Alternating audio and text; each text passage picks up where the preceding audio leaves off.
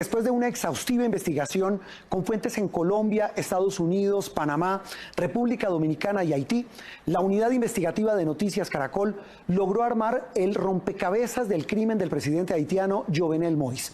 Uno de los hallazgos más explosivos tiene que ver con este hombre, el que ustedes ven aquí en la pantalla, el actual primer ministro de Haití, Claude Joseph, quien según los indicios de las autoridades de Haití y del FBI de Estados Unidos, sería el autor intelectual del magnicidio. Me acompaña Ricardo Calderón, editor de la unidad investigativa de Noticias Caracol. Ricardo, muy buenas noches. ¿Y cómo se llega a una conclusión tan grave? Juan Roberto, este rompecabezas se armó a partir de los testimonios de 3 colombianos, los hermanos Germán Alejandro y Jonathan Rivera, y un soldado retirado del ejército. A partir de estas declaraciones fue posible unir las piezas de un plan criminal que tiene al país del Caribe en una seria crisis política. Empecemos la historia de la forma como se habría fraguado el magnicidio. El magnicidio de Jovenel Moïse comenzó a planearse en noviembre de 2020 en este edificio, la sede de CTU Security en Miami. Allí estuvieron reunidos el venezolano Antonio Intriago, dueño de la empresa, el gerente colombiano Arcángel Pretel, el haitiano estadounidense James Solash, un diplomático haitiano de apellido Ascart, el médico haitiano ya capturado Christian Shannon y el colombiano Jonathan Rivera García.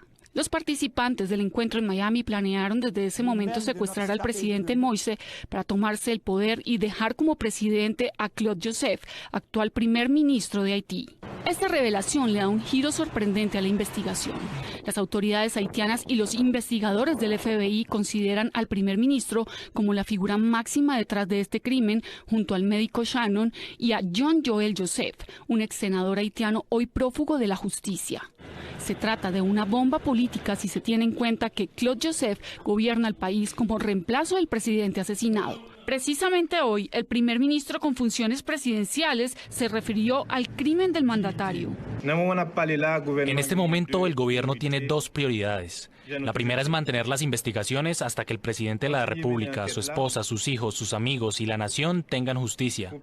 La segunda es hacer todo lo posible para honrar la memoria del presidente con la organización de un funeral.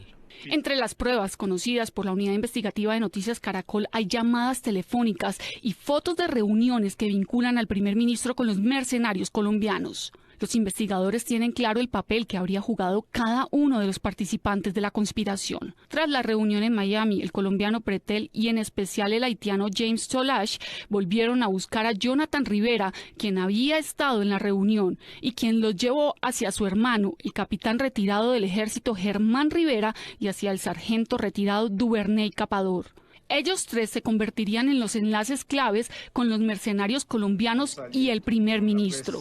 Y sus destinos terminaron muy distinto. Jonathan no estuvo en la operación y se convirtió en un testigo de excepción en este caso, mientras que su hermano Germán terminó capturado en Haití y Capador murió en la residencia del presidente a manos de las autoridades haitianas. Los investigadores documentaron que entre noviembre y mayo, Solash sostuvo comunicación telefónica constante desde Miami con Capador y los hermanos Rivera. Entre sus contactos telefónicos aparece otro hombre clave en este caso para las autoridades, el abogado y líder político haitiano Fenil Gordon, que según los investigadores participó de la consecución de las armas para el comando de mercenarios.